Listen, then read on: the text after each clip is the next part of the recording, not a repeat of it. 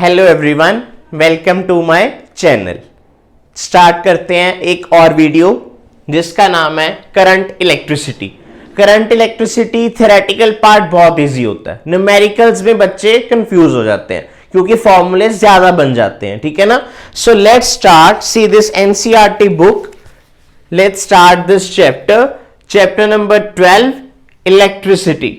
Okay, और ये जो चैप्टर है ना, चैप्टर नंबर 12 इलेक्ट्रिसिटी, इसकी सेकंड पेज पे 12.1 क्वेश्चन है। सारे नोट कर लो अपने आप, बुक में से स्क्रीनशॉट ले लो, जिसके पास नहीं है एनसीईआरटी बुक, नहीं तो नोट कर लो और देखते हैं क्या गिवन है। अब इसमें गिवन है, सी दिस, इसमें गिवन है, this is example number 12.1.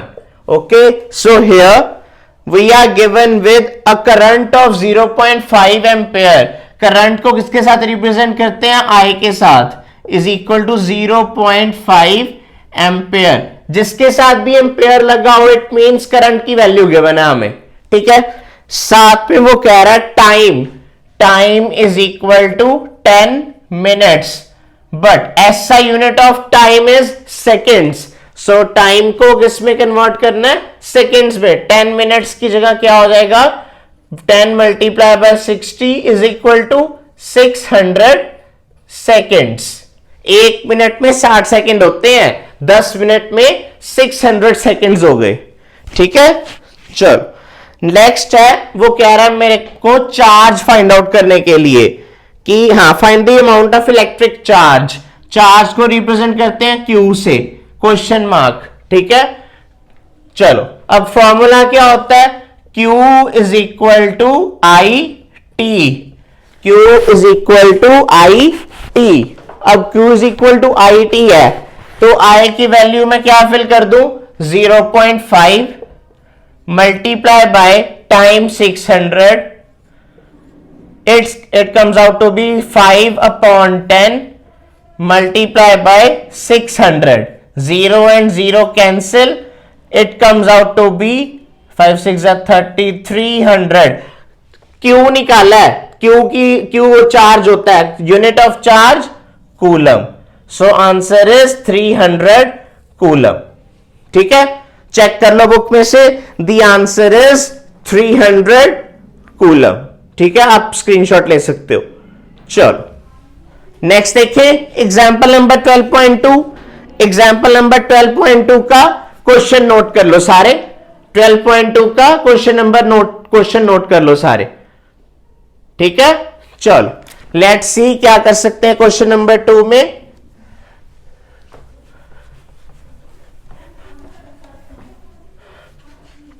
Question number 2 है, उसमें this is example number 12.2।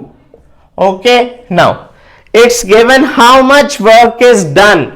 Work question mark में डाला हुआ है। How much work is done in moving a charge 2 coulomb across. Charge कितना गिवन है? 2 कूलम, जिसपे भी C लिखा हो that is charge, coulomb, across 2 points having a potential difference 12 volt.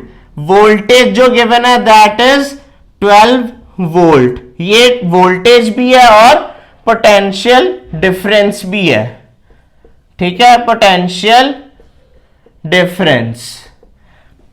अच्छा, अब इसका फॉर्मूला देखो क्या लगेगा। इसका फॉर्मूला लग गया हमारे पास, W is equal to V into Q।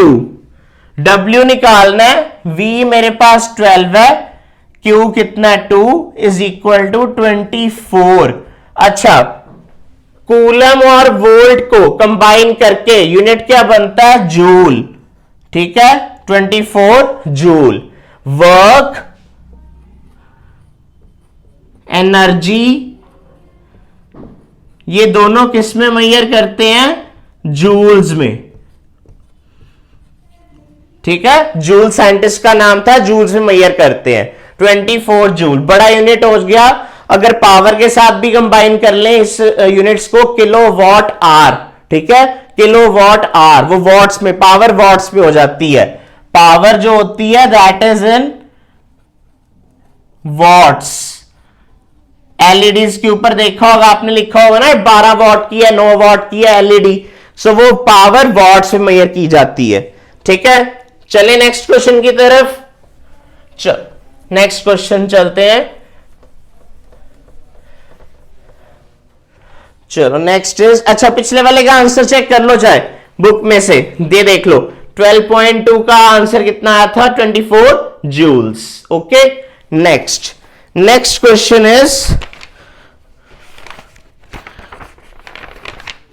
Okay example number 12.3 पढ़ लो एक बार, स्क्रीनशॉट ले लो सारे। 12.3 का, how much current will when electric bulb drawn from a 220 volt source. Voltage कितनी गिवन है? 220 volt. If the resistance of the bulb filament is 1200 ओम। पहला part है 1200 ओम तक। पहले ए पार्ट करते हैं, ठीक है, दो पार्ट्स हैं, ए पार्ट कर लेते हैं पहले। सो मेरे पास गिवन है, देखो potential difference is given as 220 volt. 220 volt. जब भी V गिवन हो इट मींस वोल्टेज या पोटेंशियल डिफरेंस गिवन है। ठीक है, वोल्टेज।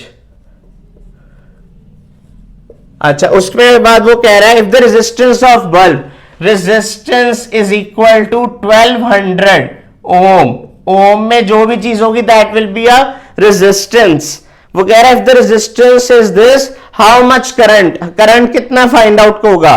करंट कैसे निकालेंगे? देखो करंट का फॉर्मूला आ गया। अच्छा, फ्रॉम ओम्स लॉ, ठीक है, कितना आ गया हमारे पास? V is equal to I R. V कितना है मेरे पास? 220 इज इक्वल टू आई मेरे पास कितना है? फाइंड आउट करना है। R कितना आया? 1200। ठीक है, आई उसी साइड पे रहने दो, 1200 नीचे ले आता हूं। 220 upon 1200 is equal to current, 0 and 0 cancel, 2 11 जा 22, 2 6 जा 12, 60, 11 by 60.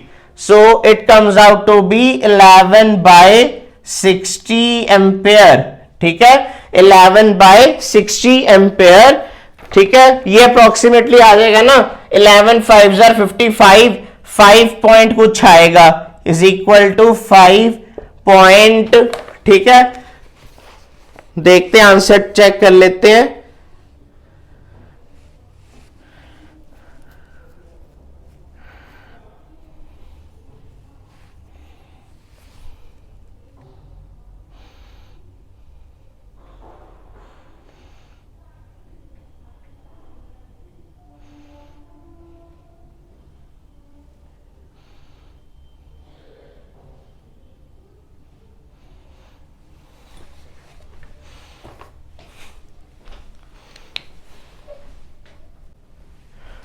So I is equal to 11 by 60, ये आ जाएगा approximately 0.6118 ampere.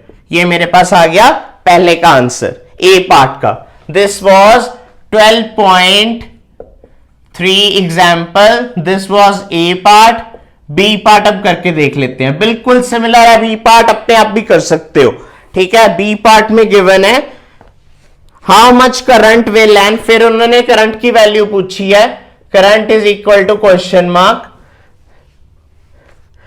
Will an electric heater coil draw from a 220 volt source. V की वैल्यू कितनी गिवन है? 220 वोल्ट। ठीक है, उसके बाद वो कह रहा है फिर रेजिस्टेंस इज 100 ओम। रेजिस्टेंस कितना है? 100 ओम। निकल सकता है फिर से आंसर इजीली, आराम से, है ना। देखते हैं, चलो देखो, अगर मेरे पास है V is equal to I R, V is equal to I R, V will be 220 is equal to I is, I find out करना है, R मेरे पास है 100।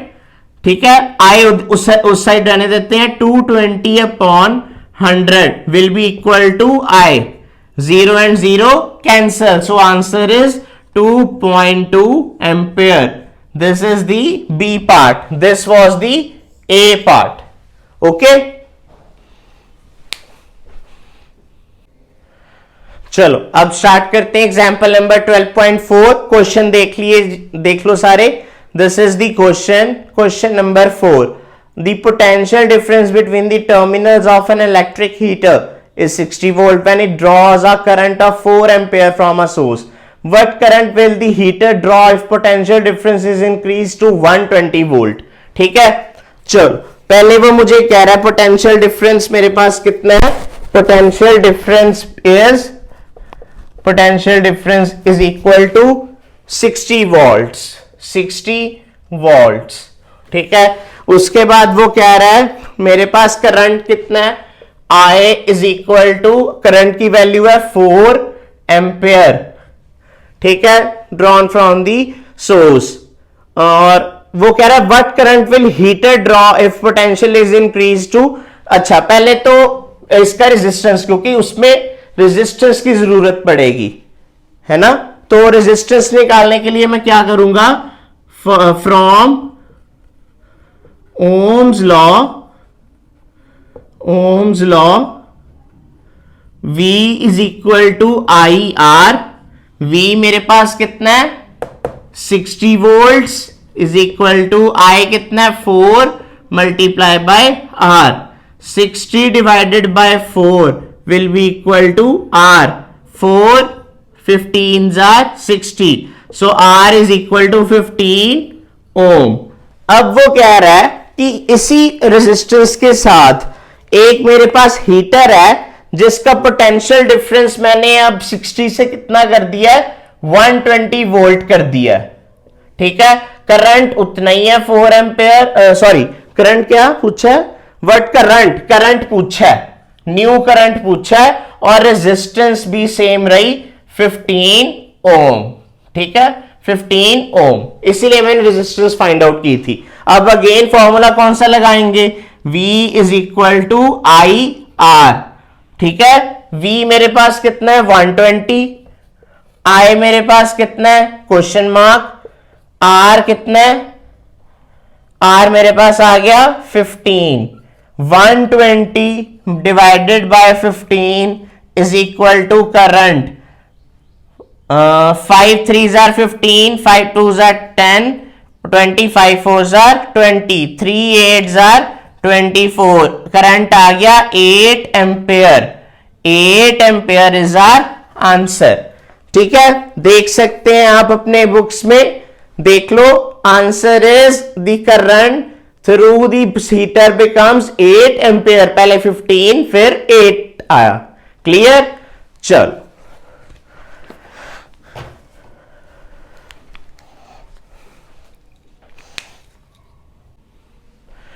एग्जाम्पल नंबर 12.5 दो न्यूमेरिकल्स करने के बाद करते हैं. पहले 12.6 देख लेते हैं. सो 12.6 की स्टेटमेंट चेकआउट कर लो सारे अपनी बुक्स में. A wire of given material having length L and area of cross section A having a resistance of 4 ohm. What would be the resistance of another wire of the same material having length L by 2 and area of cross section 2A. चलो पहले तो बता दूं सबको कि मैंने ना ये सम को ऐसे करना है, दो वायर्स में डिवाइड कर लेना है. ठीक है, दो वायर्स में डिवाइड कर लेना है. एक है मेरे पास फर्स्ट वायर, ठीक है, एक है मेरे पास सेकंड वायर, एक है मेरे पास सेकंड वायर. मुझे वो कह रहा है क्वेश्चन में कि फर्स्ट वायर के लिए मेरे पास रेजिस्टेंस है R1, ठीक है, और सेकंड वायर के लिए रेजिस्टेंस है R2, ठीक है, R1 एंड R2. अच्छा, अब रेजिस्टेंस का फॉर्मूला क्या होता है, is equal to resistivity length upon area. ठीक है, ये भी यही होता है, रेजिस्टिविटी लेंथ अपॉन एरिया.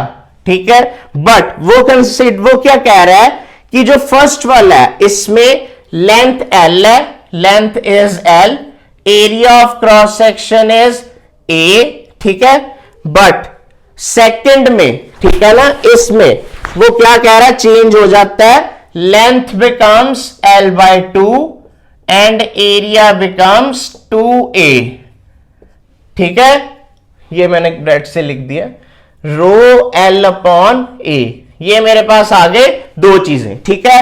अब मैंने इन दोनों की क्या निकालनी है, वो कह रहा है रेजिस्टेंस ऑफ अनदर वायर, इसकी रेजिस्टेंस निकालनी है, ठीक है। तो देखता हूं अब मैं क्या कर सकता हूं, R2 is equal to, R2 will be, देखो रो L कितना है, l/2 अपॉन ए, अब मल्टीप्लाई बाय 2a, ये क्या बन गया, रो l/4a, ठीक है। एक चीज वो मुझे और बता रहा है, एक चीज उसने मुझे बताई है कि, देख लेते हैं, देखो एक चीज मुझे वो क्वेश्चन में ही बता रहा है फर्स्ट लाइन में कि रेजिस्टेंस 4 ओम है फर्स्ट वायर का, इसकी जो रेजिस्टेंस की वैल्यू है दिस इज 4 ओम, ठीक है। अच्छा, इसका मतलब रो l/a 4 ओम के बराबर है, इसको मैं ऐसे लिख सकता हूं, देखो ध्यान से, from this to this, rho l/a multiply by 1/4, ऐसे लिख सकता हूं ना, ऐसे लिख सकता हूं कि नहीं, 1/4, रो l/a अलग कर दिया, 4 को अलग कर दिया, this is the value of resistance, ठीक है। अब रो l/a की वैल्यू कितनी गिवन है, 4 multiply by 1/4, 4 and 4 cancel, answer is 1 ohm, so answer is 1 ohm, you can see this, answer हमारे पास आ गया 1 ओम के बराबर, ठीक है। करें नेक्स्ट, स्क्रीनशॉट ले लिया करो साथ साथ, ताकि बार बार टाइम वेस्ट ना हो, नहीं तो वीडियो पे देख लो, मेरे व्यूज बढ़ जाएंगे, ठीक है।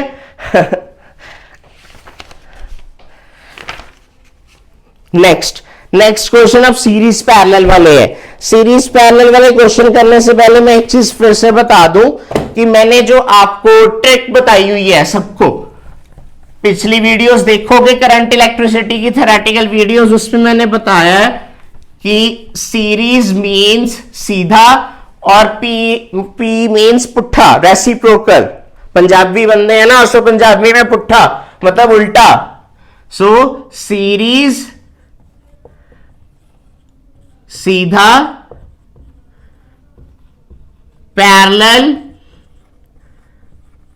पैरेलल मींस पुट्ठा, ठीक है, मतलब उल्टा, रेसिप्रोकल कर देना, ये याद रहेंगी दो चीजें, तो सीरीज और पैरेलल के क्वेश्चन आराम से हो जाएंगे, ठीक है। चलो